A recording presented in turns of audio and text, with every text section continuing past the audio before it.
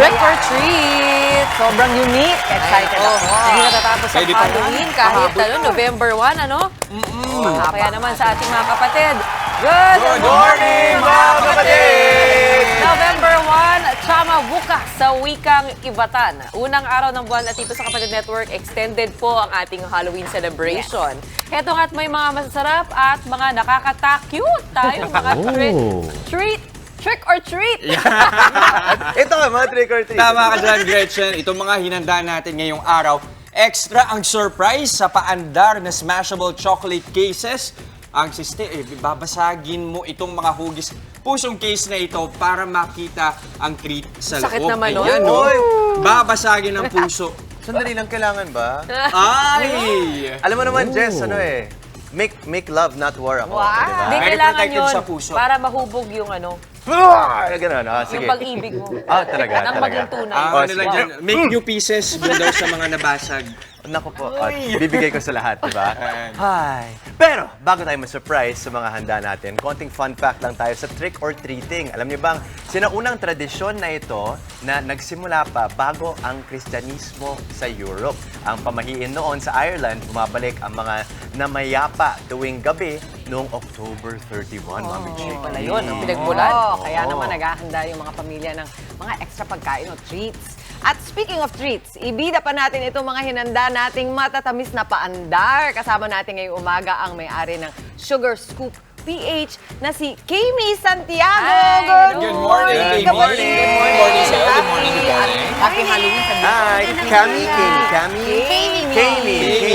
So, kamusta naman ang Halloween mo kaghapon? May tulog ka na ba? Wala pa po. Ready for Halloween dahil ginawa po namin to lahat. So, for yesterday, anong ginawa ninyo buong araw? Nag-prepare lang po for this. And at the same time, nung isang araw, ang dami talagang orders na ganitong-ganito po. Talaga. Grabe. Ano pinakamabenta dyan sa mga yan? Ito pong lantern, yung orange po, at saka itong Okay. Yung jack-o'-lantern na ano. si Skellington.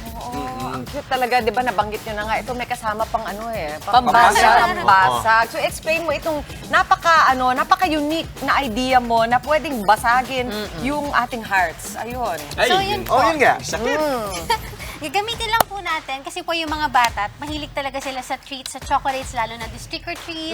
They use costumes, di ba, para paghandaan yung season na to. So, for us to make it extra fun for them, we are we use this treat para din talagang mas maging extra fun for them using yung smash natin na wooden mallet. So talagang smash. Yes. Sige nga, Mami Chiki. One, di ba? Heart smash. Go, Pwede Gretch. mong sabihin Okay. sa mga anak Ito. nyo, sige, Saan? go, manira kayo. Ready, get Yung white ba? set, go! Go! Woohoo! Uy! Wow! Uy! Ay, may laman! Wow! Ay! Ayan, may mga treats sa loob. Surprise pala! Gretch, isipin mo, volleyball yan. Uy, surprise talaga, May mga chocolate nakakatuwa. sa loob. Para pag nag-break yung heart mo, no? Meron pang pang-hilo. Oo, so teka, pati itong tinibag-tibag namin, pwede yung kainin to? Yes po, pwede. Yan, meron tayong mga chocolates inside. Ito. Yung broken heart na yan? Oo, di ba? Saka paano mo ginawa ito? Ito na ngayon, yung crab. Paano mo pinalooban niya ng tsokolate, yung heart chocolate? Ginagawa po muna siya sa silicone mold. Tapos, tinetemper po yung chocolates. Binibake sa ref. So, different way of baking. And then, tsaka po nilalagay yung setup na treat sa loob. Then, Dapat pinapatong papatungan ulit. Actually, walang chocolate base sa ilalim. Kumbaga, so pwede effort? nyo ilagay. Parang gusto kong tikman. Yes. Safe naman yun. Safe po. So ito ba, naman. na-customize yung laman na Yes. treat sa loob? May mga nire-request. Anong kadalasan nire-request? Yung iba po, money. Ay! pwede. Parang gusto ko yun. Yung iba po, May dala ka picture. today? Parang may flavoring siya, no? Ano yung lasa ng broken heart? Yung ano po. Ano lasa? Tikman mo na lang kasi. Oo. Parang alam na alam mo yan eh. Talaga ba? Hindi ko na kailangan tikma. First, you have to break the heart. I need to break the Sige, heart yan na, first. sige. Anong flavor to? Ito po ay white chocolate. Nilalagyan lang namin ng Coloring. food coloring para maging... Di ba melon? Parang melon. Melon. Hindi po. Gulay melon. Ano sa utak lang. Sige nga, sige nga. Alam mo, naisip ko lang, Jess, kahit pagkatapos na ng Halloween, di ba ang mga bata mahilig sa piñata? Yes, So, ayun kahit po yung pang birthday, idea. pwede ka rin. Opo. Birthdays, anniversaries. Actually, everything under the sun po minsan, may mga photos din ng mga BTS or yung mga sikat na group yung nilalagay sa loob. Galing. Actually, si Justin, pwede mo itong pang-propose. Ah, talaga? Ayun. May Tignan sisig sa natin, loob. tignan natin. Sa loob. Meron ka bang version na purong chocolate sa loob? Yes Na po. cake talaga? Na cake talaga, yes po. Nagpapalagay din sila minsan. Kahit ano po, Ano pwede. ilalaman mo? Ano Actually, nilalaman mo sa ganun? Ano po, depende po talaga sa request ng mga customers. Anything under the sun, basta kasya po sa ilalim ng mold, pwede siya. Kimi, ito naman. Ano yung mga to? Iba Ito to eh. po, Dalawa to. yes. So, ito po yung isa. This one is the Cocoa Bumps. So, Cocoa Bumps? yes, Okay. Cocoa Bumps po. Cocoa Bumps. Okay. Yes. And then, ito naman po yung chocolate stirrer. So, parehas po siya na hot chocolate, Okay. pero different way lang of enjoying it. Oh, so how do you enjoy that? Paano? So, lalagyan lang po siya ng hot milk. Eto na nga. Yes. Ayun! Ang ay- ating galing. hot May milk. hot milk si naman. Jess. Sige na nga. Ako, ayoko sa lahat. Yung naghahanap kayo. Laging handa. Napakagalante mo talaga, Ninong. Okay, so... Ano Kimi, kailangan paano gawin to? dyan, May hot Amy? milk ako. Ayan. I-add lang po. Tapos, Oh, sige, ito, para wait kay lang Jess. po natin for mga 10 seconds tsaka po isi-stir. Sige nga. Parang init-init. Okay. Kakaisa. Oo. At saka may appreciation dito yung mga bata. Ano? Sa nakikita Yes. nila kung paano naghahalo-halo. Ayun. okay. Tapos ito, antayin mo lang siya mag-melt. Opo. At magiging hot chocolate na to. Oh, yan naman, Justin. Sabi ni Kimi kanina, no? Parang sasabog daw to. Ano daw? Ano daw? Nang may marshmallow po kasi May siya marshmallow sa loob. loob. Okay, sige, sige. So, maglagay tayo ng hot milk dito. Parang ice cream yung hawak mo. Oo nga. Ayun na. white chocolate siya. Uy, ayan na. Okay, sige, sige. Ilalagay ko na. Ang saya, ano. Yung mga bata pa naman, mahilig yung maghalo-halo. Tama. Yung katulad ng ginagawa Oo, yan ni o, yun. Gretchen. Ay, parang bumubok ka. Perfect. Talagang nag-have fun ka with your chocolates, ano? Yes. Ganito ka rin ba kasi ng bata? Mahilig po ako sa chocolates, pero very creative po kasi ako na person. Okay. So, dito ko po china-channel Paano ito yung kakainin? Ito, wait lang. Sobrang Kailangan ba galing. ng spoon? Ang price points Inumin na naman, lang. kung gusto ko mag-order ng ganito, Cheers. yung isang, anong Cheers. tawag mo dito? This is the Smash Box. Smash Box Cake. Oo. So, dito po 800 sarap. po siya per pack. Pero yung loob naman po, madami na rin premium chocolates. So, 800 per pack. 800 per Ngayon bang pack. Halloween, gano'n karami yung nabenta mo ganyan? grabe, parang 100 plus pieces. Wow! Ang galing Uy, naman. ang sarap nito. Pabenta. Ang sarap. Hindi, tsaka kontrolado mo yung kung gaano siya kaka-chocolatey. Yes. Kung gusto Tama, mo, tama. magaan lang. Yung chocolate Diba? powder papasok doon. Uy, chocolate na rin yung kay Justin kasi nandun sa loob. Oo, may marshmallow pa. Diba? Ang galing. Tapos ito may toppings. Ito para saan naman itong toppings natin? Ay, ito po, kapag gusto niyo pong i-demo natin and gawin po yung Game. Sige. design. So, Okay. yeah. Ito. Jester ko naman, Jester. Anong kailangan gawin? So, Bilang kunin ikaw ko lang pang po bato ito. namin sa lutuan. Lutuan? So, Jess, ito yung ano, plain white heart, no? Ah, okay. Oo, Gagawa tayo so, ng kukulayan ano. mo na yung heart na to. So, ito So, po. Justin, Oh. ano ba yung itsura ng puso mo ngayon? Mataba, lo. Magandang sagot. Okay, anong design natin? Amy. Anything, sir, for Halloween. Game, Justin. Ikaw mag-instruct. Ako Kung ano mag-instruct. nakikita mo sa puso. So, okay. Pwede ano, mga kidlat. Kidlat. Kidlat. Kidlat. Oo. Na wild, ah. Hindi yung maliliit na kidlat. Walang kidlat. Jess, ah. Oh. Steady, oh. Steady. Galing na ni Jester kasi ang Teka. dami mo ng ano, no? Sa kitang-kita. Kitang-kita. Kaya nga. Kailangan mo ba ng ano? So, ito ba- kailangan mo ba ng mga artisan magtrabaho para sa'yo? Ito ba, Kimi, binibenta nyo rin ng kit? Kumbaga, para ma-enjoy ng mga bata na sila yung gagawa. Hindi pa po so far kasi po yung chocolate, medyo tumitigas po siya agad. Right. Like ngayon po. Ito, like ito. Oh, medyo tumigis Nakakatuwa na. yung hugis ng chocolate niya, ano? May kanto May pa eh, molde no? ka dyan, ano? Yes Kaya po. nagiging ganyan. Yung iba mong pang produkto, ano naman yun? Nandoon? Mga mata. Candy naman yan. Ito po mga edible candies po. Nilalagay ko po yan sa loob nito kasi ito po, small piñata naman siya. Ito, nababasag din siya. So pag binasag niyo po sa loob, ito yung laman Ito yung niya. laman. Nakakatuwa naman. So, hindi yan yung linagay ni Justin dun sa kanyang, yung sa kanyang Iba pa yun? gatas. Iba yun, hindi Iba ganun pa yun. po. Ang dami okay, mo okay. mga kakaibang mga ideas talaga. Ito Ilang- yung may mata. Ilang Halloween mo na ito ginagawa? Ay, ito po ay pangalawa. Kidlat. Sa pandemya to, nabuo. Nakakatuwa naman. Pero Galing, pag hindi galing. Halloween, Not bad. paano yung ibang okasyon? Meron ka rin bang mga specialty? Valentine's, anniversary, graduation, anything under the Ano sun, yung a life event. pinaka-challenging na nagawa mo? Pinaka-milestone? Actually, business? re-request pa lang po. Gusto nila yung black paint na Ooh. design. So, iniisip ko pa kung paano ko siya i-conceptualize. So Galing. far. 800 for para dito. Eh, itong mga to, so parang paano pala, pack of 8 ba ito? Yung inyong mga chocolate? Yan po, 55 pesos each lang. So, very affordable for kids. And then, meron din po yung bombs natin is 80 pesos. Nami Chiquito, pwede mo kainin yung chocolate ng puro. Yes Ang galing. po. Gusto ko Actually, yung eyeball. yung ibang Gusto mo bata matikman? nga po, hindi Okay na, naman. hindi na nila yan talaga? Sige. nilalagay sa hot milk. Kinakain na nila. Pinakain na lang nila. Wait, edible ba talaga yan? Oo, sabi ni Sobrang Kimi. milky nung chocolate ito may niya. eyeball na to. So, ikaw rin ang formula mo din yung chocolate na ginagamit mo. May supplier na po ako May supplier para na. po Ooh. hindi ko na po siya. Oh, It is. Pero talagang baw kami sa'yo, Kami, sa napaka-innovative ng mga ideas mo. Parang wala kang katulad sa market. Parang mag-isa ka. Ngayon ko lang ito Galing, nakita, Mami Oo, Chiki. ako rin, di ba? At saka yung chocolate niya, hindi sobrang tamis, kaya hindi sumasakit yung Sa lalamunan, lalo sa panahon Oo. ngayon. So, paano ba nila ikaw makokontak, Kami? May mga gusto pang humabol for Halloween or if not, para sa Pasko. Di ba? Yes, Okay. opo. So, if gusto niyo pong umorder for December, we are open po for your increase. Message niyo lang po kami sa Facebook, Sugar Scoop PH. may jelly sa loob. Ang wild. Eh, parang nga isang artist din itong si Kami sa kanyang paglikha Again, nitong Sugar mga Scoop. Thank you, Kimi. Sugar Delights at mukhang tuwan-tuwa at ready na po kami para sa aming umaga punong-puno ng tamis. At enerhiya, maraming salamat sa iyo, Kimi Santiago, sa mga kapatid po natin ngayon na mag-Halloween pa lamang. Tara natin, salubungin po natin ang araw ng may ngiti at pag-asa. Ako po si Gretchen Ho. O para po sa mga bibisita na agad sa kanilang mga yumao, extra ingat po sa pagbiyahe sa mga tuloy pa rin ang trabaho. Gaya natin dito, magbaon ng extra inspirasyon at motivation. Ako po, si Jess De Los Santos. At enjoy pa rin ang araw, lalo na ang kasama inyong mga mahal sa buhay. Sa mga antok pa dyan, buhay na ang diwa. Mag-almusal, mag-eyeball na matamis. Yan. Mag-tsokolate! Mag-tsokolate. Tsokolate. At samahan na ang inyong paborito morning kasalo. Ako po si Justin Quirino. At syempre po mauna sa ating mga balita sa Frontline sa umaga, mga may init na update sa ilang pangyayari sa loob at labas ng bansa. Chiki Roa po.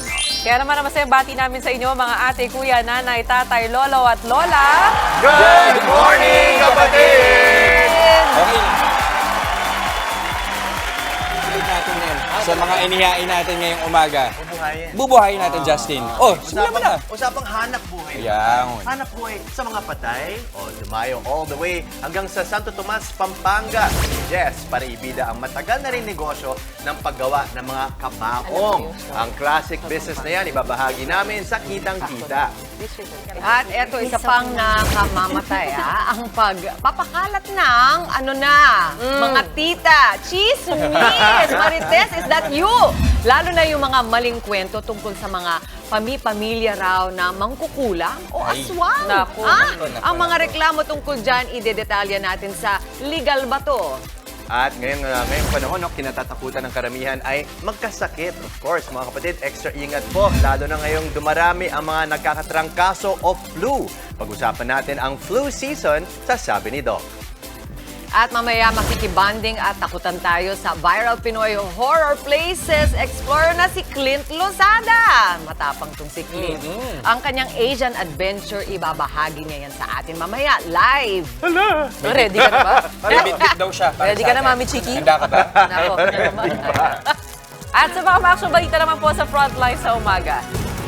Mga humahabol para mag-undas sa probinsya, dagsana sa ilang terminal. Balita naman sa abroad, 2 babae sa Japan hinostage ng 86 na taong gulang na lolo. At sa showbiz, silipin ang mga agaw eksenang paandar na costume ng ilang sikat sa Halloween Gala sa National Museum.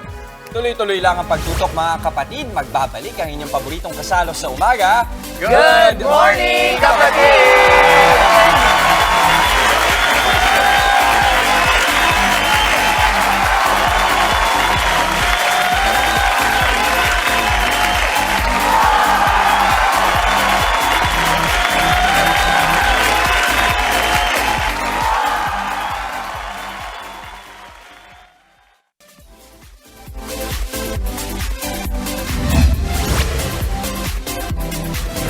Narito na ang mga maksong balita ngayong araw. Ihahatid namin mula mismo sa frontline sa umaga. Mga bibisita sa kanilang yumao ngayong undas, biglang dagsa sa mga sementeryo. Latest sa sitwasyon, ihahatid. Ilang pamilya sa Malabon hindi pa makakabisita sa kanilang yumao dahil inaayos pa ang sementeryo sa lungsod. Ilang bahagi ng bansa uulanin ngayong undas dahil sa low pressure area. Kasunod ng pagbabago ng panahon, mga flu-like cases sa bansa tumaas. Lalaking lasing na sospek sa pambubugbog, arestado matapos manaksak ng pulis. At mga bida ng senior high at Can't Buy Me Love, agaw eksena sa Halloween party na Shake, Rattle, and Ball.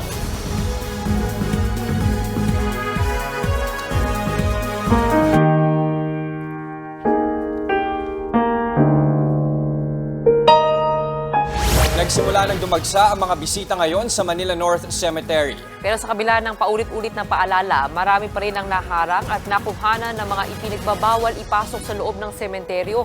At para sa update, makikibalita tayo live mula sa Manila North Cemetery kay Dave Abuel.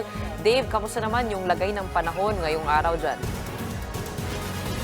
Esther Gretchen, medyo maulan ang pagsalubong sa undas ng libo-libo nating mga kapatid na maagang dumalaw dito sa Manila North Cemetery kanina. Pero kahit makulimlim ang panahon, inaasahan na triple pa rin kumpara kahapon ang mga dadalaw sa puntod ngayong araw. Pagpatak ng alas 5 ng madaling araw, isa-isa nang pinapasok ang mga maagang nag-abang para bumisita sa puntod ng kanilang mga mahal sa buhay dito sa Manila North Cemetery. Sa gate pa lang ng sementeryo, mahigpit na ang seguridad. Isa-isang sinecheck ang mga dalang bag ng mga pumapasok. Kaya ang ilan sa mga bumisita nakuwanan ng mga pinagbabawal gaya ng lighter, mga pakete ng sigarilyo at flammable materials gaya ng pabango. Bandang alas 7 ng umaga naman nang magsimulang kumapal ang mga tao. Dito na rin nagsimulang bumuhos ang mahinang ulan. Dahil sa libo-libong bisita na inaasahang daragsa ngayong araw, nakakalat na sa loob at labas ng sementeryo ang 300 kapulisan. Nag-inspeksyon na rin sa sementeryo si Manila District Director Colonel Arnold Thomas Ibay para tingnan ang sitwasyon at tiyaking ligtas ang pagdaraos ng undas ngayong araw. Paalala naman sa mga bibisita, bukas lamang ang gate ng Manila North Cemetery mula alas 5 ng umaga hanggang alas 5 ng hapon at pinagbabawal ang overnight. Pagsapit ng alas 7 ng gabi mamaya, aabisuhan daw ang mga nasa loob na kailangan ng lumabas ng sementeryo. Jester Gretchen, makulimlim pa rin ang panahon dito sa Manila North Cemetery at pahinto-hinto rin ang ambon. As of 8 a.m. kanina, nasa higit 22,000 katao na ang foot traffic o bilang ng mga pumasok sa sementeryo.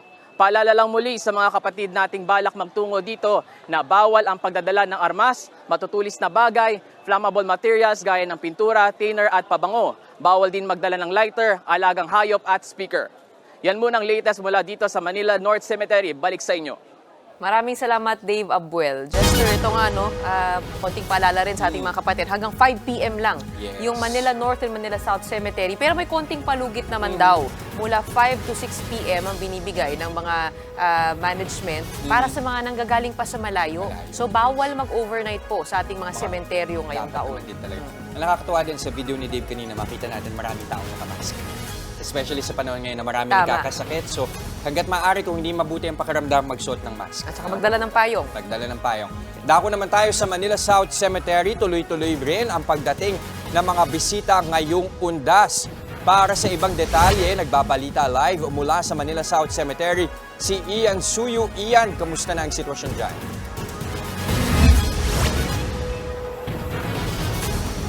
Just sa ngayon, dumadami na yung mga kapatid natin na bumibisita para dalawin ang kanilang mga puntod ng mga mahal nila sa buhay dito sa Manila South Cemetery, dito sa Manila.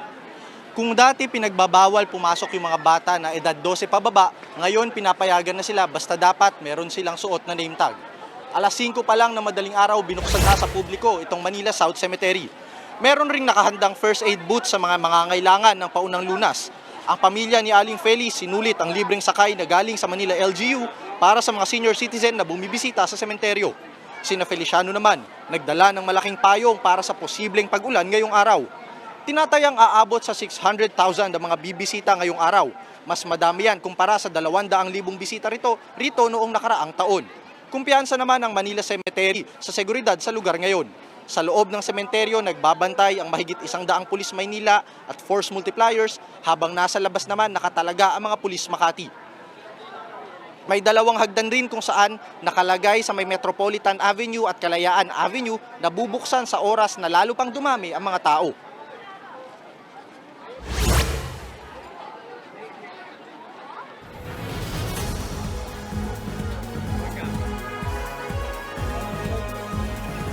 Nag-uulat mula sa Manila South Cemetery, Ian Suyo.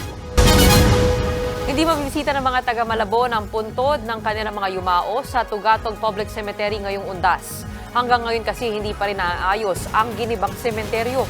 Nasa frontline ng balitang yan, si Laila Pangilinan.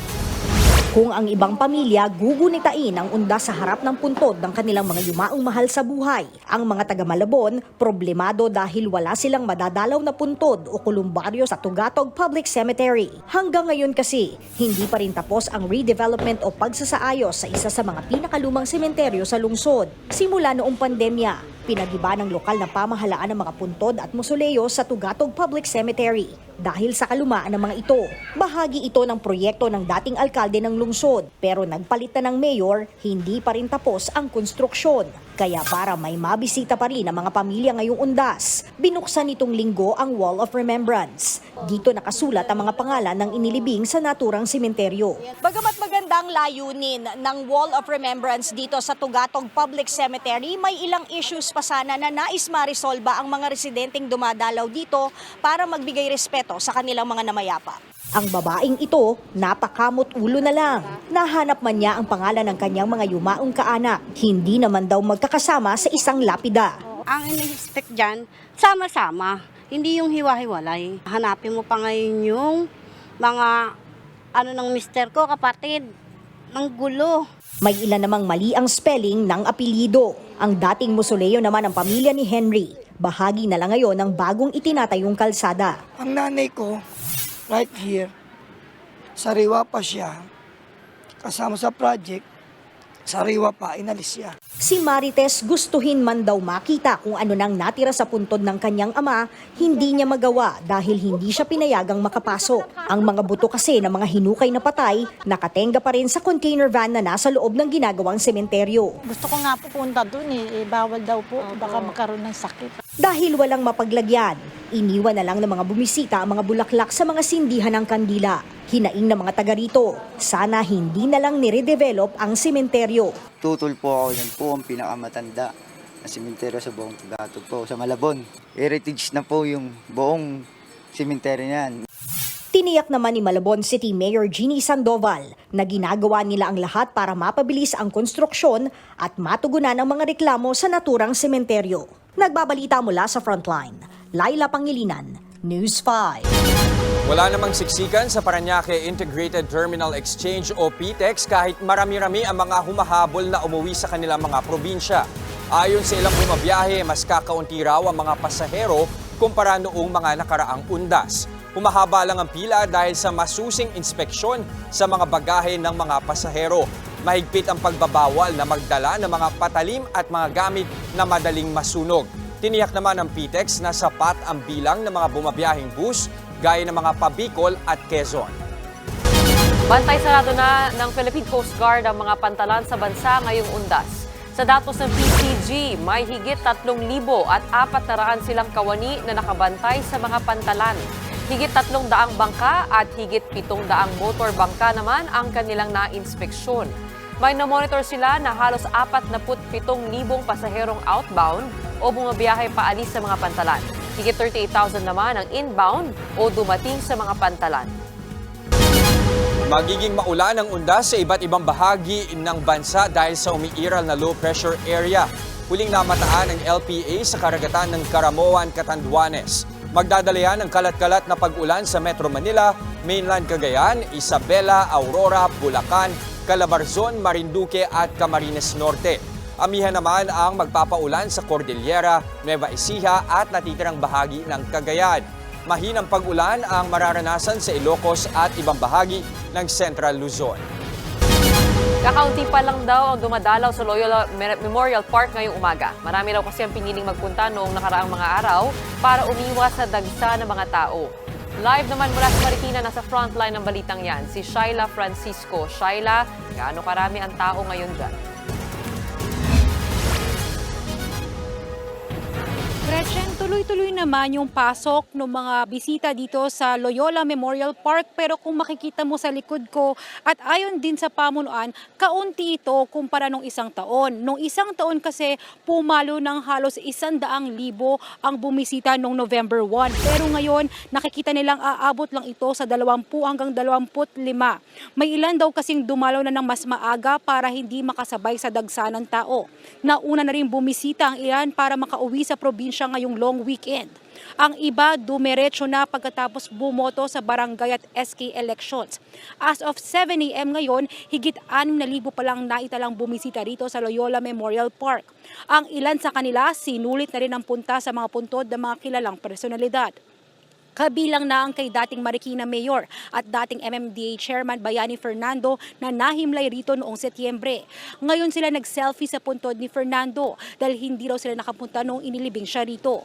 Bukod kay Fernando, dito rin nakahimlay sina dating Senador Miriam Santiago, aktres na si Julie Vega at tinaguriang master rapper na si Francis Magalona. Samantala, mahigpit pa rin ang seguridad dito. Bukod sa bawal ang sound system, patalim at pagdadala ng plastic o styrofoam, bawal din ang posporo at lighter para iwas disgrasya. Kinumpis kamang ito sa entrance pa lang ng sementeryo.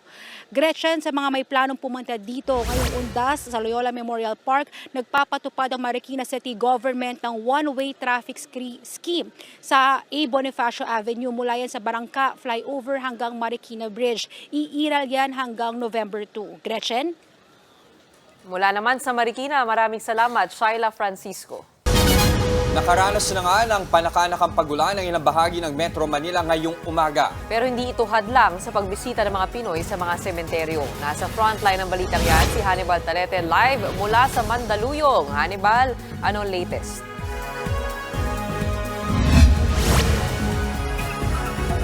Yes, hanggang ngayon ay mayat-mayang pag-ambon rito sa Roman Catholic Cemetery do sa San Felipe Neri sa Mandaluyong City. Pero tuloy-tuloy pa rin ang pagdating ng mga dadalaw sa kanilang yumaong mahal sa buhay.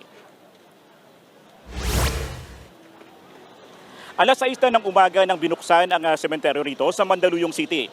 Ganitong oras din ang opening ng sementeryo sa katabing lungsod na San Juan. May maagang pumunta sa mga sementeryo kahit pa naranasan ang pag-ambon. May mga namumutik-tik na mga tindahan ng kandila at bulaklak ang makikita sa labas ng sementeryo. Ang kanilang presyohan sa kanilang kandila, mabibili ng 5 piso hanggang 200 pesos depende sa laki at klase. Ang bulaklak na may simpleng flower arrangement ay mabibili ng 100 piso hanggang 400 pesos. Ang Pasig City Public Cemetery naman, magdamagang bukas na para sa mga bibisita. Dito namin naabutan ng ilan sa mga dumadalaw sa puntod. Hating gabi pa lang ay umalis na sila sa kanilang bahay. Ito'y para makaiwas sa buhos at siksikan ng mga dadalaw sa kanilang yumaong mahal sa buhay. Naging mahigpit ang seguridad sa mga sementeryo sa 3 lungsod. Mahigpit rin pinagabawal ang pagdadala ng mga matutulis na bagay, flammable materials, baril, alak at mga baraha.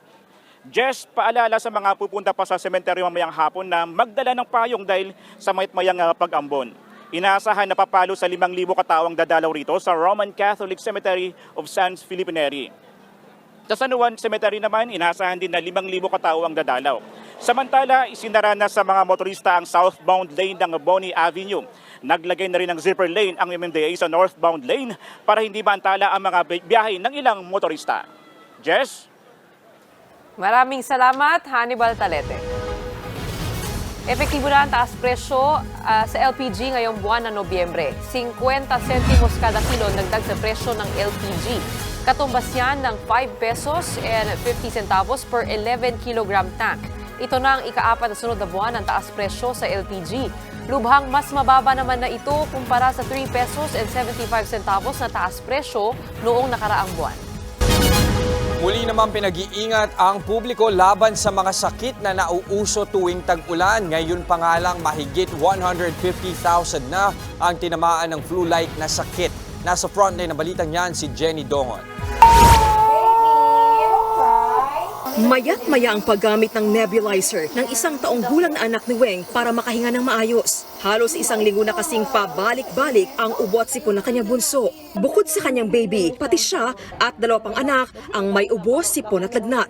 May flu vaccine naman daw ang kanyang mga chikiting pero nagkasakit pa rin. Pabalik-balik yung lagnat nila on-off. Baga hindi naman siya mataas, low grade lang naman. Mga 37.5, ganyan lang. Ikaw din? Ngayon lang, kasi ilang araw na ako walang tulog eh. Tapos yung panganay ko, kahapon lang din. Hindi na sila lumalabas, lalo't pati mga kapitbahay nila may mga sakit din. Ang ginagawa namin, dito lang, parang pandemic lang. Naka-stay sa bahay. Hindi mo na kami lumalabas. Tapos paglalabas, face mask. Kasi mahirap. Ang kapitbahay ni Weng na si Jennifer, namamayat ng anak dahil sa pagkakasakit. Yan ay kahit pa may flu vaccine ng bata. Pati siya at 2 pang anak, nahawa na. Nag-ugot sipon yung panganay ko. Sumunod yung pangalawa ko, tapos sumunod siya. Puro ubot sipon lang naman, pero eto nagsinat din siya nung nakaraan 2 days lang. Sa datos ng Department of Health, pumalo na sa higit 151,000 ang kaso ng influenza-like illness o ILI sa buong bansa. Mas mataas kumpara sa higit 104,000 na kaso ng 2022. Nauna nang sinabi ng DOH na binabantayan nila ang pag-akyat ng ILI cases. Isa rin nila sa mga nagdudulot nito ang pabago-bagong lagay ng panahon. Kung simpleng flu lang ito, bakit marami pa rin tinatamaan kahit nagpaturok ng flu vaccine? Ayon sa isang medical expert, hindi garantiyang kapag may flu vaccine, hindi natatamaan ng sakit. Lalo't ang flu virus nag-mutate o nagbabago. Always say, wala namang 1% na bakuna. So, and hindi din lahat ng virus ay nasa loob ng vial na yon, no? So, meron tinatawag tayong quad, no? Or yung 4, or meron ding 3 in 1.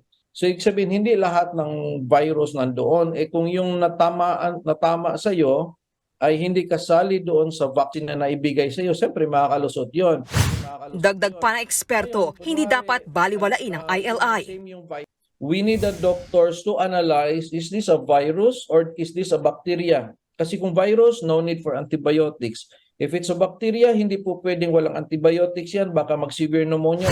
Dapat din daw maging maingat sa pakikisalamuha ang mga nakararanas ng sintomas. Kabilang dyan ang lagnat na umaabot ng 38 to 39 degrees Celsius. Ubo at sipon, sore throat, chills, sakit ng ulo, pananakit ng katawan, pagsusuka at diarrhea. Tumatagal yan ng 10 araw dahil minsan nahawa ka na pala nang hindi mo alam. Payo ni Doc, mag-vitamins din at kumain ng masustansya at syempre, huwag kalimutang magpahinga. Nagbabalita mula sa Frontline, Jenny Dongon, News 5.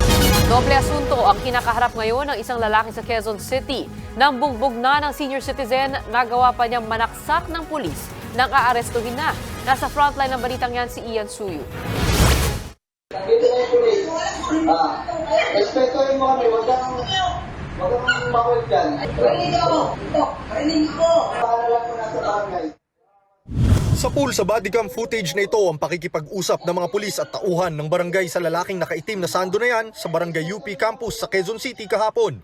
Ang lalaki na yan, suspect sa pambubugbog at pinakikiusapan na sumama sa mga otoridad. So lumalabas sa investigation namin, itong matanda ay binugbog na walang dahilan. So maaaring sila yung nakainom, napagtipan lang niya yung matanda. Ayaw ko! Ayaw ko! Maya-maya tila naghahamon at nag-i-stretching pa ang lalaki. Nang akmang lalapitan na siya ng pulis, bigla itong umatras at tumakbo papalayo. Dito na siya hinabol ng mga pulis. Hindi na nakita sa video pero sinaksak na ng suspect ang pulis na lumapit sa kanya. Bale, ipapasify po namin siya. Dadali po namin sa barangay Putara. Hindi ko po alam na may dala po siyang patalin. Bumunot po siya, tapos bigla niya po akong sinaksak. Nasalag ko po, kaya dito po ako natamaan sa braso. Sa hot pursuit operation ng QCPD Station 9, nahuli ang 37 anyos na suspect na kinilalang si Brian Boldero.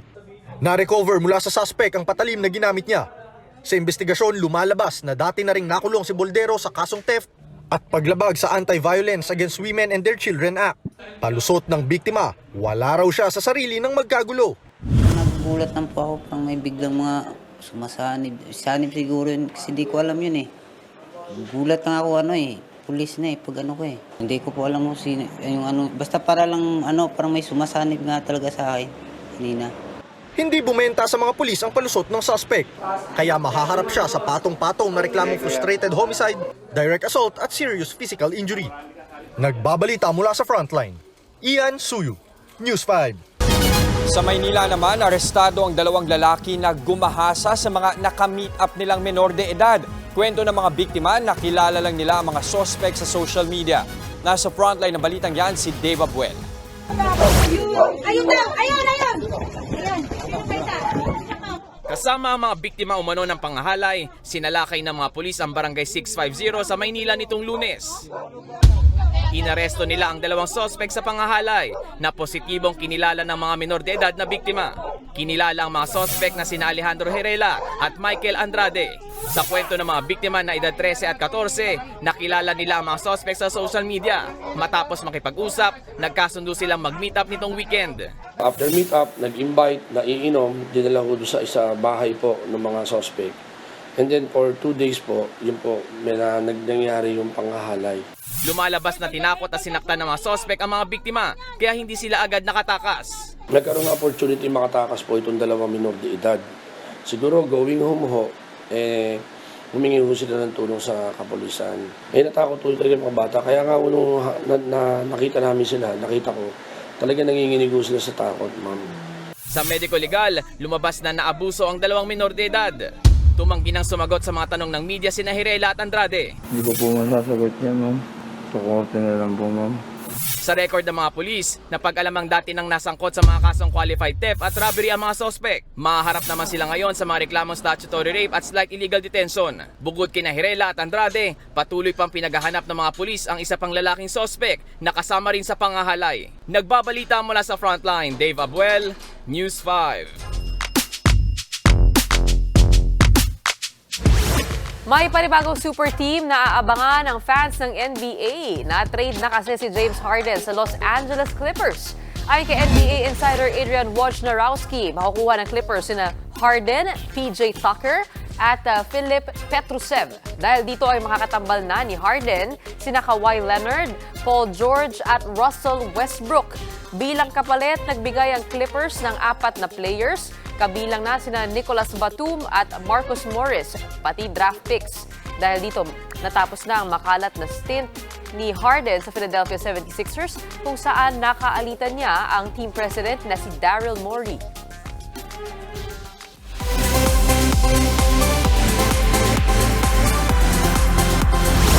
Agaw eksena ang ilang celebrities na dumalo sa Shake, Rattle and Ball Halloween party sa National Museum of Anthropology. Inirampa na stars ang kanilang costumes na hango sa Pinoy folklore and mythical creatures at pop culture. Isa sa mga standout ang co-presenter ng event na si senior high star Andrea Brillantes. Intricate ang costume niya na hango sa icon ng Shake, Rattle and Roll na si Amalia, ang aswang. Hindi rin nagpahuli ang organizer at host ng event na si Tim Yap. Nag-transform si Tim bilang si Lilia Contapay, ang tinaguriang queen of Philippine horror movies. Tribute daw ito ni Tim sa namayapang aktres. Head turner din ang love team ng hit series na Can't Buy Me Love na sina Donnie Pangilinan at Bel Mariano. Si Donnie nag-ala Captain Barbell habang si Bel naman nagbihis Darna. Ako napansin ko, itong Halloween na to, napakadami mga Barbie and Ken. Yun ang nakita ko sa mga bata. Yun Baka yung daw uso. sa movie. Oo, yun. Di ba? Every year merong ganyan, yung parang usong-uso. yeah. Hindi, basta ako, Lilia Contapay yun. Galing no? Katakot talaga. Si Tim Yap talaga very ano yan eh. Or, Bold. Grabe Talaga si Tim. costume. Grabe. Undin kaya? Ha? Si Undin. Yung Undin. Sa Shake, Rattle and Roll. Ay, hindi ko naman. Ayan. Pero di ba may ano, may, paborito ko. alam mo kung anong pwede? Ano? Yung timba. Timba. Di ba dun lumalabas Oh, yun? oh yes, tama. Shoutout din kay Donnie, So, can't buy me love, pero CB, Captain Barbell, can't buy. May breadcrumbs pa, di ba? Ito naman, sa kitang-kita, tampok ang isa sa mga pinakamatagal na kabaong business sa Pampanga. At ang hamon kay Jess na humiga sa patok na Sleeping Beauty casket. Kakayanin ba niya? Tignan natin. Hindi ka ba sinundan? Sinundan ka ba? Parang mas problema ako sa vertigo ko eh. At kilalanin ang teacher-turned-vlogger at ngayon tinatawag na Horror Explorer ang kanyang pagbisita sa ilang kinatatakutang lugar sa Asia, silipin. Hindi lang sa Pilipinas, sa buong Asia. Asia. Alamin natin yan mamaya. At sasabi ni Doc, flu season na naman. Paano nga ba iingatan ang ating mga katawan ngayong taglamig? Hindi humanap ka Yun ng lang ang sinasabi. In-expect ko na Huwag kayo alas, babalik pa ang inyong paboritong morning kasalo at... Good morning, kapatid!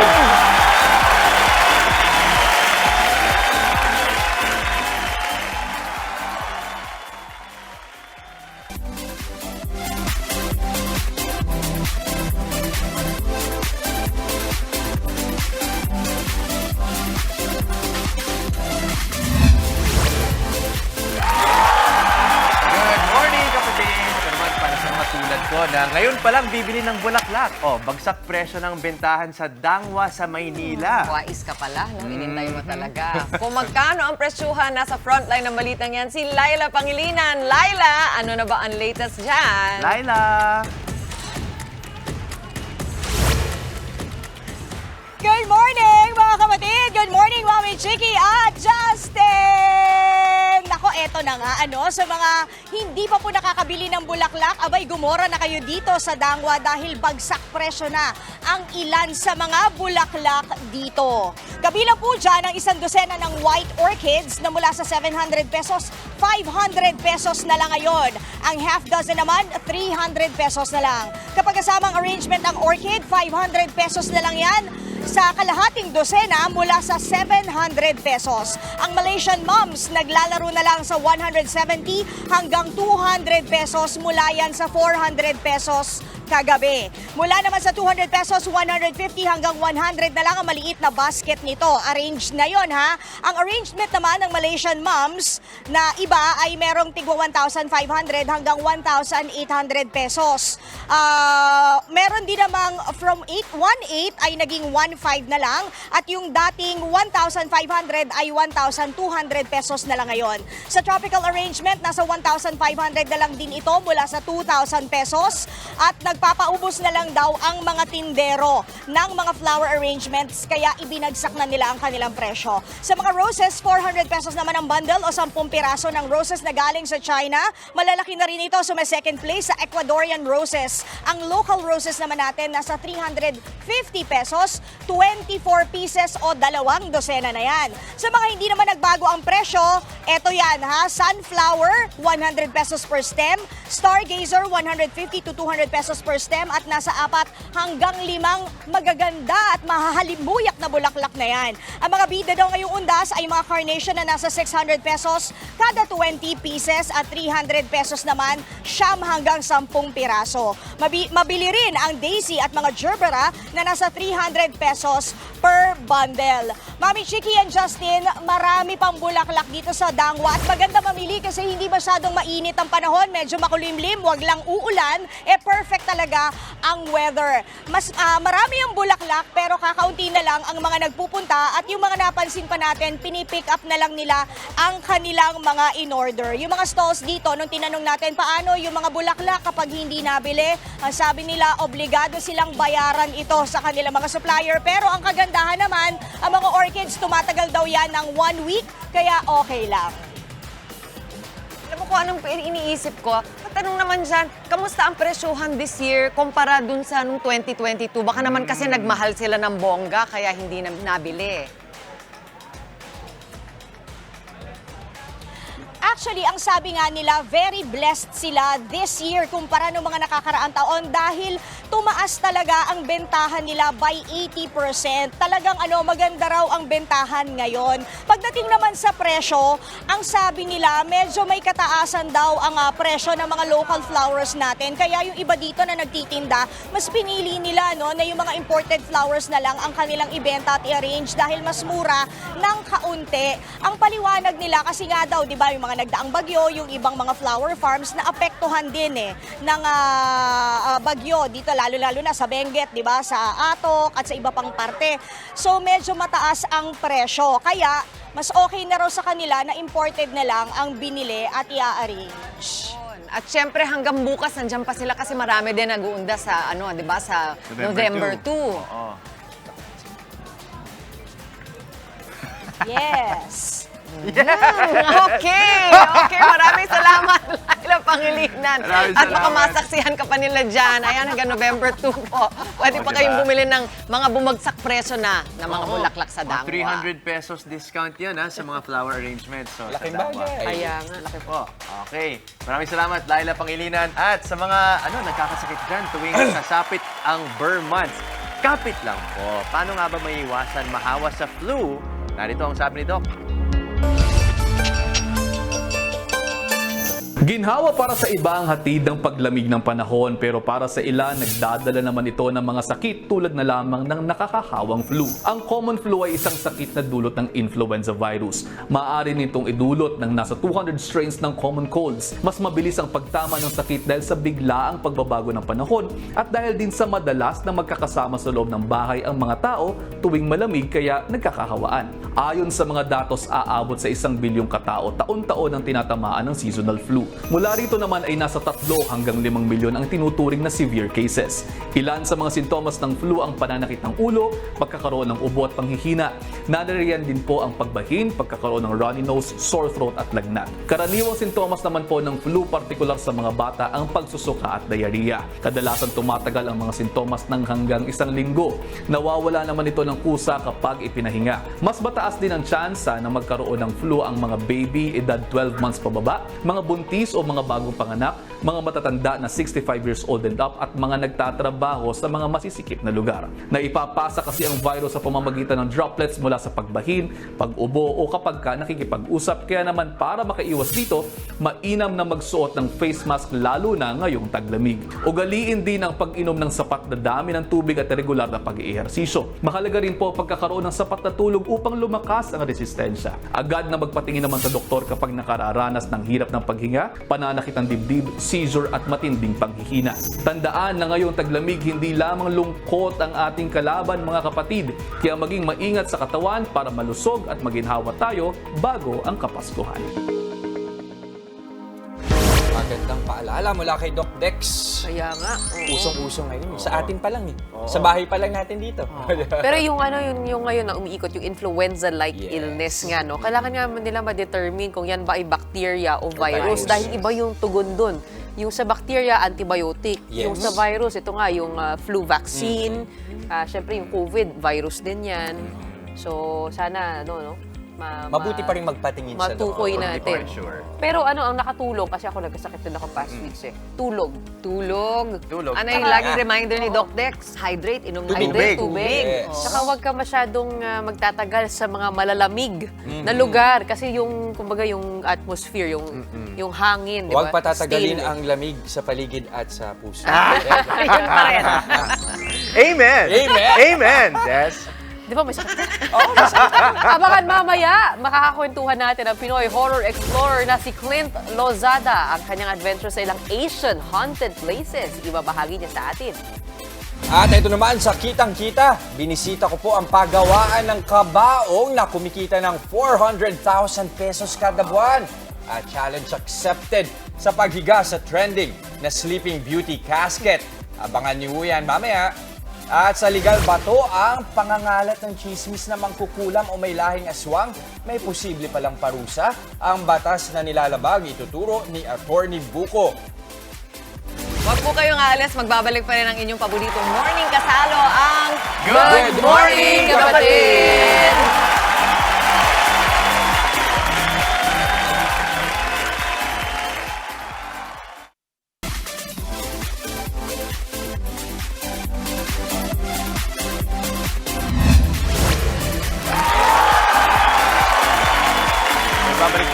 morning, kapatid. Nakarinig na ba kayo ng chismis na mangkukulam daw ang kapitbahay nyo? Naku po, bad yan. Yan ang ipaliliwanag ni Attorney Buko sa Legal Bato.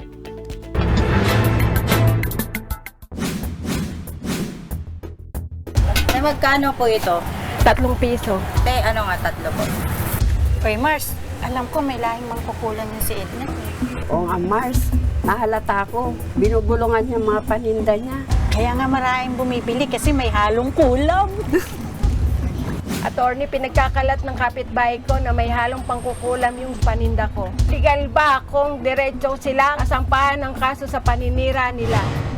Legal po ang inyong gagawing kasuhan sila ng diretsa ng slander o oral defamation. Ito po yung tinatawag na paninirang puri. Ayon po sa Article 358 ng Revised Penal Code, isang krimen ang pagkakalat ng chismis na nakakainsulto, nakakasira sa reputasyon o puri ng ibang tao. Ito ay may parusa na multa na hindi hihigit sa 20,000 pesos o pagkakulong mula 6 na buwan hanggang 6 na taon ayon sa hatol ng hukuman. Attorney, nakabili ako ng bahay sa probinsya at nalipatan ko na. Cash ko pong binayaran ng kalahati. Kaso, may nararamdaman po akong kakaiba sa bahay at may nakapagsabi na haunted house yung nabili ko. Parang nagsisisi na ako. Legal ba kung babawiin ko na lang yung ibang binayad at hindi na ituloy ang pagbili sa bahay? Hindi po ito legal. Ayon sa Article 1191 ng Civil Code, ang anumang kasunduan na reciprocal o yung may obligasyon ng magkabilang panig tulad ng bentahan ng lupa ay hindi maaaring ipawalang bisa o kansilahin nang wala namang paglabag sa mga kondisyon ng magkabilang panig. Sa kasalukuyan ay wala pong batas na nagtatakda na ang bentahan ng lupa ay maaaring kansilahin at bawiin ang bayad dahil lamang sa ito ay haunted house o may mga masasamang espiritu. Attorney, may nagalok po sa akin na makakausap ko raw ang namatay kong asawa sa pamamagitan ng isang medium. Siningil po ako ng 2,000 pesos. Tapos nagsalita ang medium na siya raw ang kaluluwa ng namatay kong asawa. Pero nagtanong ako ng mga detalye na tanging asawa ko lang makakasagot. Napatunayan ko na hindi totoo at niloloko lang ako. Ayaw na nila ibalik ang binayad ko. Legal ba to? Hindi po yan legal. Ang ginawa po sa inyo ng nagpanggap na medium at ang seance na peke ay isang krimen ng panloloko o swindling. Ayon sa Article 318 ng Revised Penal Code, ang mga manloloko ng kapwa gamit ang mga paraan ng pagpapanggap o yung other deceits, maaaring maparusahan ng multa sa halaga ng naloko at pagkabilanggo ng 1 buwan hanggang 6 na buwan ayon sa hatol ng hukuman. Kung kayo ay may nais isang guni sa inyong lingkod, i-follow lang ang aking Facebook account.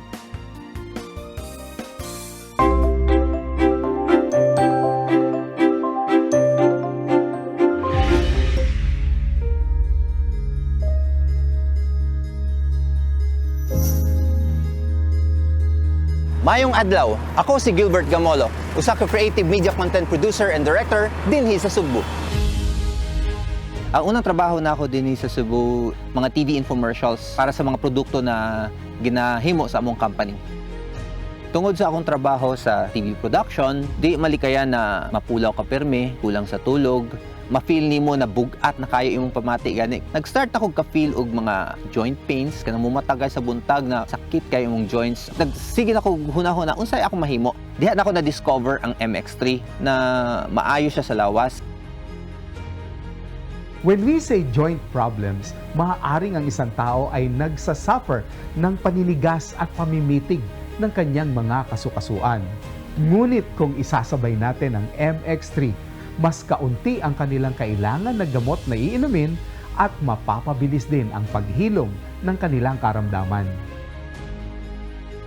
Para nako ang MX3 mura siya telephoto lenses, mura tag makaduol sa mga butang na normally dili nimo makit-an. Para sa kuha, mao na ang nahimong role sa MX3. Mas gipaklaro niya sa kuha ang tanan na pwede di ay makatabang nato aron mas balanse ug mas healthier ang atong lifestyle. At sa kitang-kita ay papasilip sa atin ni Jess ang mabusising paggawa ng kabaong sa Pampanga. Pero teka, ha? Tanong ko lang kay Jess, Kakayanin ba kaya niya na humiga sa patok na patok na Sleeping Beauty Casket? Wow. Ako, feel ko kakayanin. Ayan. Magbabahagi ng katakutan ang ating kababayan abroad na tinaguriang horror explorers. Sunod din yan. Pagbisita ni Clint Lozada sa ilang lugar sa Asia na nababalot sa kababalaghan. Ikukwento niya yan mamaya sa atin live. Tuloy-tuloy lang po ang Good Vibes. Kasama pa rin ang inyong paboritong kasalo sa umaga. Good morning, kapatid!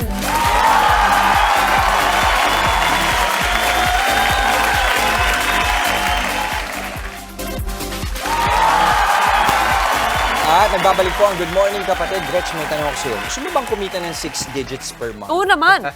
What if sabihin ko sa'yo, pwede kang kumita ng 6 digits sa paggawa ng kabaong? Talaga. Gusto mo ba? Kaya mong gumawa ng kabaong? Basta walang laman. At yan na nga ang binisita kong negosyo sa Pampanga na ilang dekada nang kumikita sa paggawa ng kabaong. Silipin natin dito sa Kitang Kita.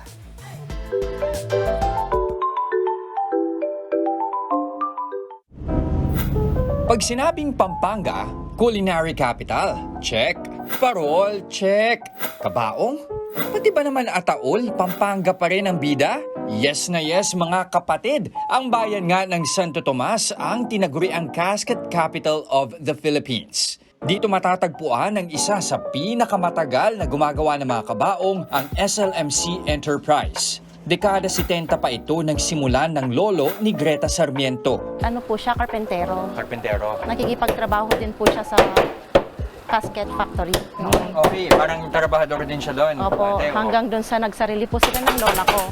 Buti hindi kayo natakot na simulan yung ganitong negosyo. Nung ikaw na, nung panahon mo na. Ay, hindi po sir. Kasi bata pa lang kami, exposed na po kami sa Ataol. Hindi pala takot ha, Greta? Eh bakit parang umaatras ka sa hamong humiga sa kabaong? Naku sir, hindi ko po kaya. Yung kuya ko na lang. Oh, basta't ako. Kaya ko. Kaya ni Sir Jeff. Oh, ba't ako nadamay dito? Bakit tapo? Yes, sir! Yes, sir! Yes, sir! Yes, sir! Yes, sir! Oh, kaya naman, di ba? Napakasimple. Sa totoo lang, wala naman dapat katakutan sa kahit anong hanap buhay tungkol sa patay. Minsan nga, mas nakakatakot pa yung mga nang-ghost, di ba? So, ano? Na, tulog na. Oh, gulat kayo sa kabaong na ito, no? Nagpapalit-palit ng kulay at see-through. Mapapadive beautiful ka naman talaga. Yan po yung pinaka-latest na gustong in-order po halos ng mga client. Pero pinakamabenta pa rin ang mga classic na kabaong. Kasi po, mas cheaper siya. Nag-range po ng 10 to 20,000. Kapag metal naman po, mga 40 to pataas po. Mahaba ang proseso ng paggawa ng kabaong.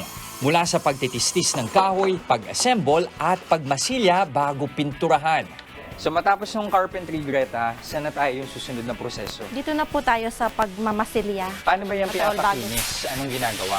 Nilalagyan po siya ng calcimine. Tapos yan, siya po si kuya, ililihan niya. Papantayin niya lahat yung kanto. Okay, so after magmasilya, anong susunod natin? Doon na po tayo sa painting. Paano nga ba pinipinturahan ng Ataol? Gumagamit po siya ng spray gun. Spray talaga? Opo. Hindi pwedeng brush, no? Hindi po. Ilang layers ng pintura yan? 2 to 3 coatings po. At matapos pinturahan, pakikintabin, lalagyan ng design at seda ang loob ng Ataol. Sa ngayon, kumikita sila ng 300,000 pesos hanggang 400,000 kada buwan. Kasi sa panahon ngayon, nauuso ang cremation. Maraming tao na sa pakiramdam nila, mas praktikal na mag-cremate na lang kesa kumuha pa tayo ng Ataol.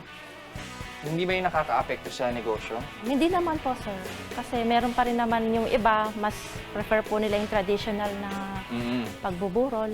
Ang negosyong pampatay na sinimulan sa 14,000 ang siya ngayong bumuhay sa pamilya nila Greta at patuloy na nagtataguyod sa buhay ng kanilang mga empleyado. Yung comfort sa life namin, nabigay ng parents namin. Tapos, napagtapos po nila kami sa pag-aaral, lahat kami magkakapatid.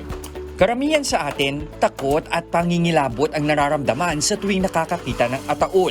Pero para sa mga taga-barangay Kabaong, wala nang mas marangal pa sa isang hanap buhay na nagbibigay respeto sa ating mga yumao.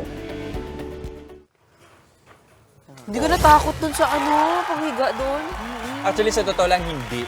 Parang, alam ko naman kasi makakalabas ako dun sa Ataol. So parang ganun ako mag-isip. Di ba sa Final Destination, hindi makalabas dun sa ano? Siguro may mga staff tayo na nasa labas, ano, nung Ataol na pwede akong ilabas doon. Pero mas natakot ako kasi nga, di ba, may sakit ako. So yung vertigo. Paghiga ko talaga, umikot yung paningin ko. Madilim ba? Madilim? Hindi, kasi may LED eh. See-through eh. Pero yun din yung tanong ko. So, may LED lights dyan, di ba? Parang Yes. TikTok lights yun. Oo. So, gaano katagal yun naka-on?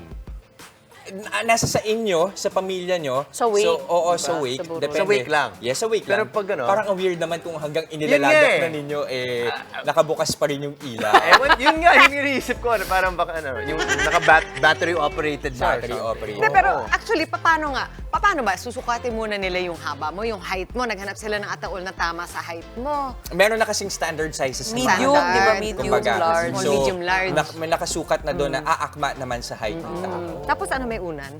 May unan. Parang may cushion lang. May cushion Yung, lang. Simpleng Pero simpleng bakit ang cushion. mahal-mahal ng mga Ataol? Kasi ako rin syempre meron tayong mga yumaong mga kamag-anak.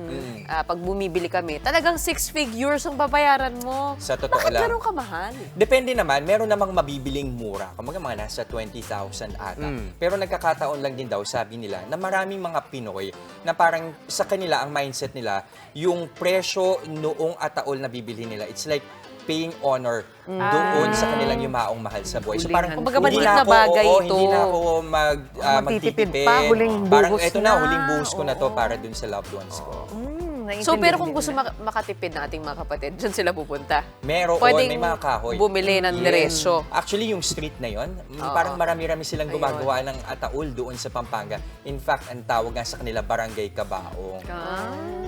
Ang mahal kasi sa memorial, yung mga ano. Yes. Kung Pero punta yung sa sa kanila, punerarya. kadalasan naman talaga, ang kumukontak sa kanila ay mga punerarya, yung mga memorial. Kumbaga, parang merong extra supply na sila ng Oo, kabaong. doon na sila mamimili, kumbaga. Pero may parang expiration date din ba yan? Kasi alam ko sa mga crypt, kapag may cremation ganun, parang mga 100 years lang at kailangan mag-renew ng contract sa crypt. Ito na yung sa mismong paglalagakan. sa mga crypts. Oo, yes. Pero pag sa mga cementerio, ganun din ba? Ang tanda ko, I don't know, Mami Chiki, pag-experience mo sa local, pero ang alam ko, meron din yung parang number of years, terms, no? Yung Depende lalagyan. kung nirerentahan mo. Oo, ayun. depende rin sa...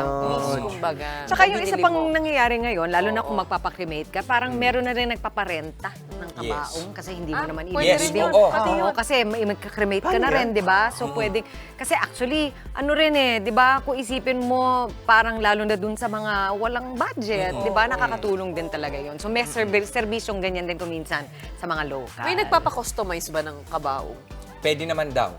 Meron. Sasabihin lang din sa punerarya. Tapos, yun nga lang, ang problema pag customize, syempre it's going to take time. Paano kung Paano kailangan pinaghahandaan ba yan? Oo, di ba? Unless planado na yan. Oo. Di ba? Saka yun, interesting din yung binanggit kanina na pinag-uusapan natin yung sa cremation. Nung COVID kasi syempre medyo maapektuhan kasi cremation talaga ang somehow nire-require kasi medyo delikado yung virus. Pero sa ngayon daw, hindi naman talaga naapektuhan yung negosyo kasi marami pa rin sa mga Pinoy yung pinipili pa rin na nasa kabaong Yan naman para yung- nabibisita. Yun talaga hindi kayo mawawala ng customer. Oo. Ganyan ang Totoo lang. buhay. Buhay na buhay Oo, ang negosyo. Ganyan ang buhay. Pero hindi tayo masaya na dumadaming customer nila. Oo naman. Oo, pero ganun talaga. Pero reality of life. Reality of Reality of life. life. Bumili ka naman paano na sa'yo. naman yung, Ay, naku, teka lang, ibang usapan na yan. paano naman yung reality of the undead? Sa aming pagbabalik, ikukwento sa atin ni Clint Lozada ang kanyang adventure sa ilang horror places sa Asia. Abangan! Tuloy-tuloy lang ang happiness ngayong umaga. Dito pa rin sa inyong Happy Morning Kasalo. Good morning, kapatid!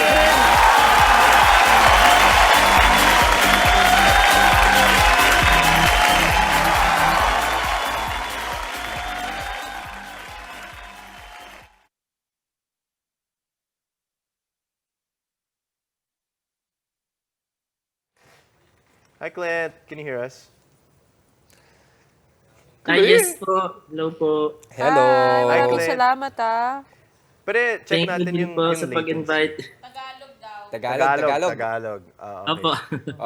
Biglang nasaan si Justin. Oo. Ilonggo ka pala. Opo, sa Bacolod po.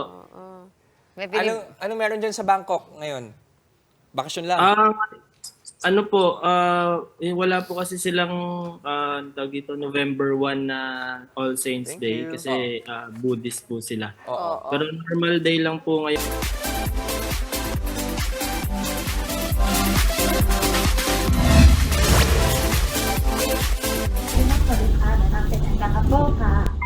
Nagsimula sa kakulitan. I'm sorry, what? Di ko magets eh. Umuo na lang.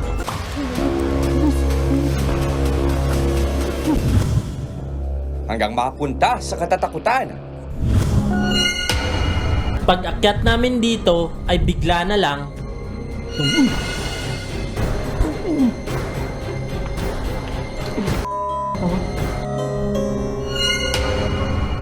Mga lugar na abandonado. Iyon bang mga sinasabing pinamumugaran na ng iba't ibang elemento? Na ng kagubatan ng Singapore, matatagpuan ang most haunted abandoned ghost palace na nababalot ng misteryo. Ito ang Istana Woodnyok. Matapang niyang dinarayo ng kabayan nating ito. Ang kanyang mga horror adventures ibabahagi niya sa atin. Ang Asian Horror Explorer Clint Lozada sa Good Morning Kapatid Live. Para kwentuhan tayo tungkol sa mga nakakatakot na lugar na yan. Live via Zoom sa Bangkok, Thailand. Kasama po natin ngayong umaga ang tinaguriang Pinoy Horror Explorer na si Clint Lozada. Good morning sa'yo. Good morning, Good Clint. morning po sa lahat po ng viewers ng Good Morning Kapatid. Magandang araw po sa inyo lahat. Clint, kwentuhan mo naman kami. Paano ka napasok sa ganyang, ano ba? Oo, Bisyo? Bisyo, oo. Bakit? Ba't hindi Ganyang naman hobby mo yan? adventure. Oo. Hobby. Yes po. Dati po kasi mahilig po ako manood ng mga horror films. Mga international horror films. Tapos, meron po akong na-meet dyan na mga creators. Then one of my friend, Zarkaru, told me that why not try mo mag-explore ng abandoned places. Una sabi niya, gusto niya gabi. So ako natatakot po kasi ako. Kaya sabi ko, let's meet halfway. Okay lang ba kahit hapon? Kaso, pag pumupunta po kami ng hapon, naabutan po kami ng gabi kasi masyado pong malaki yung mga abandoned places. Kaya yun po, doon po nagsimula. Nakatakot. Oo. Ayoko. Hindi kayo nakakaramdam ng kahit ano kapag bumibisita kayo sa mga haunted places na yan? Meron po, pero after po namin mag-visit sa mga abandoned places, pumupunta po kami ng temples dito. Yun din po kasi yung sabi sa amin ng mga friends namin na local dito, Thai locals dito, na pumunta kami ng temples after para po magpa-cleanse. Kaya yun po ginagawa namin ng girlfriend ko po. So wait, nakafocus talaga kayo sa Bangkok, sa Thailand? Ay, hindi po. This time po, bumalik na ako dito for the part 2 ng ginawa kong ghost ship exploring. But pumunta po kami ng Singapore and then Malaysia po. And we're planning to go to Taiwan and Indonesia po next year, then Korea naman po. Gaano karami yung haunted places dyan? Kasi nabasa ko ang pagkakaiba ng mga haunted places sa Thailand at saka dito sa Pilipinas. Tayo, kumbaga ginagawa nating bahay, nilalagyan natin, tinitirahan natin. Sa Thailand talagang hindi na nila ginagalaw, ano? Opo, hindi na po ginagalaw. Tapos yung iba, minsan po, ginagawa po nilang tourist spots. Kaya binibisita rin po ng mga tao. Pero meron po talaga na abandoned na hindi na siya pinupuntahan. Bukod dun sa ship, ano pa yung mga maaaring o mga napuntahan mo sa Thailand? Meron po ako napuntahan dito sa Pattaya, abandoned nightclub naman siya. Nasunog po siya dati. And then, yung isa po hindi ko pa na-upload, abandoned palace din po siya dito. Tsaka yung abandoned hospitals po. Meron din po dito. Tsaka meron din silang ghost town pero malayo siya sa sentro. Kaya kailangan pa ulit mag-travel outside Bangkok. Anong hinahanap mo sa loob? Anong binivideohan mo? Actually, yung mga remnants, yung mga naiwan lang po talaga yung gusto namin makita doon. Kung ano yung history, bakit siya gano'n. Kaya pinivisit namin siya. Pero yun nga lang, minsan may na-encounter po kami ng mga, mga elemento. Yun din yung sabi sa amin ng mga Ayan na. Sige nga. Sige nga, Clint, sa lahat ng mga nabisita mo, ano yung pinakatumatak sa'yo? Yung pinakatumatak so far, syempre yung ghost ship po kasi doon talaga nagsimula. Pero yung pinaka-eerie, na napuntahan ko is yung sa Singapore po, yung Haunted Ghost Palace.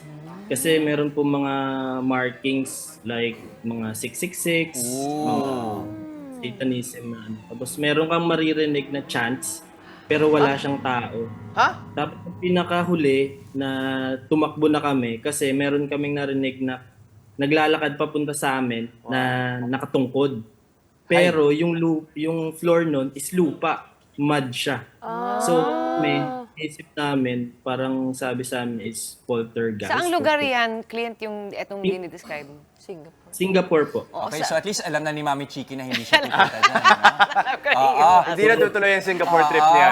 Pero eto, feeling ko kasi si Justin interesadong gawin yung ginagawa mo, ano? Ano ba yung mga ritual mo bago mo simulan yan? Anong mga paghahanda? Para alam lang ni Justin. Syempre po, nagpe-pray po kami muna bago kami pumasok sa isang abandoned place. Tapos naglalagay din po kami ng alay. Pero hindi lang po namin pinapakita kasi nga gawa rin po ng respect din po sa kultura. Baka din po mali po kasi yung magawa naming proseso. Kaya sinasaamin na lang po namin. Pero Clint, yung una mong video, parang hindi siya mga horror related, eh, no? May mga fast food dito, may mga ibang challenges. So ba't napunta sa horror? At yung mga Kasi content? kaka-start ko lang po talaga like last year nung sumabog po yung video ko na paperclip. And then I'm doing experiment po sa channel ko kung ano po yung mag-click sa tao. And then eventually yung friend ko po na si Zart, siya po nag-mentor sa akin ngayon. Siya po nagsabi na, why not try mo yung abandon? You try to explore. So doon na po, nung nag-hit yun, tinuloy-tuloy ko na po kasi madami pong nagre-request ng mga tao na gawa ka pa ng part 2, gawa mo pa ng ganito. Kaya yun po, nagtuloy-tuloy na po. Ito lang, Clint, no? Para dun sa mga gusto ring mag-adventure katulad mo. Kailangan ba ng paalam doon sa mga lugar na pinupuntahan nyo? Or pwede bang dire-diretso lang kayo dyan? Oo, hindi ba trespassing yan? Opo, kailangan po kayo magpaalam muna. Tapos kung wala naman pong tao, i-check nyo muna, i-research nyo po muna yung lugar kung wala na bang nagbabantay. Pwede ba siyang pasukin? Ilang taon na ba siyang abandoned? Wala na bang nag-occupy sa place? Yun po. Pero pag may mga nakalagay po na bawal po yung pumasok, syempre hindi po natin papasukin yan kasi rule po yun sa Urbex, urban exploring po tawag sa ginagawa namin na bawal po pasukin yung lugar. Bawal po maganda paalala for your safety din eh. Saka ano din, kailangan mo i-check yung integrity ng structure. Baka mamaya pasukin mo, mahina na pala yung flooring. At saka yung paggalang na rin dun sa history ng lugar. Clint, napag-usapan na natin ng Thailand, ang Singapore, sa Pilipinas naman. Ayan. Ano yung pinaka nakakatakot na napuntahan mo? Actually, hindi pa po ako nakapag-try sa Philippines. Pero bala ko po sanang gustong puntahan yung Diplomat Hotel tsaka yung El Fraile po. El Fraile? Saan yung mga yun? Sa Baguio. Yung El Fraile sa Cavite, Ternate siya. Tapos yung Diplomat is sa Baguio po. Oo. El Fraile? Ano yung El Fraile? Ayun. Yung warship po. Napuntahan na rin po siya ng mga kaibigan ko. Sila ni Spart, si Adam po. Tsaka si Zart din. Oo. I think maraming times si Gretchen. I think pwede kanyang samahan. I think woman in action tong kaibigan ko. Goes to Baguio. Halloween edition. Ganon. Halloween edition. Parang kaya. Hindi, baka pwede rin, no? Yung underwater. Maganda rin yun, ano? Ayaw po. Isa ba yan sa mga gusto mo? May mga abandoned din po dyan ng mga shipwreck. I think sa Palawan meron po. Clint, meron bang rules itong urban exploring? Kumbaga, limitasyon na pag pumunta ka sa isang lugar, teka, wag natin gawin yan, tumigil na tayo dito, umalis na tayo. Meron ka bang mga ganon? Yes po. Eventually sa amin po, pag may nararamdaman po kaming mabigat sa ulo, nahihilo, exit na po kami agad yan. Kasi prone po siya sa sapi. Yun po yung sabi sa amin ng mga experts. So Clint, meron ka mga vlog na na pumasok na kayo at biglang na-feel nyo na mabigat na yung ulo nyo, tapos tinigilan nyo na yung vlog? Opo, actually meron po kaming na-visit dito na isang lugar din. Ghost town siya. Sobrang eerie talaga ng place. Hindi na namin tinuloy po. Clint, huli na nga. O baka huli na lang kasi tatapos na tayo. Pero marami din kasi mga batang nanonood, walang pasok. Pwede ba ang mga bagets, parang meron bang tamang edad na pumunta dyan? Kasi baka yung mga merong gusto nang pumunta, pero ano bang payo mo sa mga nanay at sa mga bata? Content creator din. Ay, syempre, kailangan po may edad na po sila. Hindi po pwedeng bata kasi yung mga lugar po na napupuntahan natin, hindi na po siya yung mga structures nila, unstable na siya. Tsaka meron minsan may mga pest and madami pong mga yung mga insekto. So baka makakuha pa sila ng sakit doon. Kaya kailangan doble ingat. Kaya kailangan dapat may gears din sila bago sila pumasok sa isang lugar. Ayun, maraming preparasyon, ano? Saan ba natin mapapanood, yung mga videos mo, saan ba natin mapapanood? 15 million views na pala yung Ghost Ship. Opo, sa Facebook po. Tsaka sa YouTube. Sa YouTube, 1.6. Clint Lozada lang ba ang aming Ayan, pagpupuntahan? YouTube, Ayan. Just Clint. Oo. Ayan. Thank you. Okay, so muli. Hindi po magbumati. Go! Sige. Go! Ay, thank you. Binabati ko po yung kasama ko lagi sa video. Girlfriend ko po, si Dayan. Kaya sa With the Future, yung mga kasama ko po, With the Future. Solid kayo. Ito si Clint, kapag hindi siya nagbe-video, siya rin ay isang guro pala. Yes. Mape teacher dyan sa Thailand. Oo. Kaya naman pala kayang-kaya niyang suungin lahat ng takot. Kasama naman pala yung girlfriend. Mag-ingat ka lagi, ha, Clint. Thank you po, Ma'am Gretchen. Thank you po sa inyong lahat. Salamat, Clint Lozada, ang ating Pinoy Horror Explorer. And that's it para sa ating Smash Sayang Wednesday. Isang makabuluhang umaga na naman ang naihatid po namin sa inyong tahanan. 54 days to go na lamang, Pasko na. Sana nag-enjoy po kayo sa aming mga pakulo this morning. Kita-kits pa rin po tayo bukas. Gawing habit na ang pagtutok sa amin every morning para siksik ang araw ninyo sa saya at impormasyon. Smash saya, gusto rin. Smash saya, smash saya. Smashing, indeed. Mga mainit na balita, nakaka-inspire ng mga kwento. Yan at marami pang iba. Kasama niyo yung Fave Morning Kasalo. Ito ang Good Morning, Kapatid!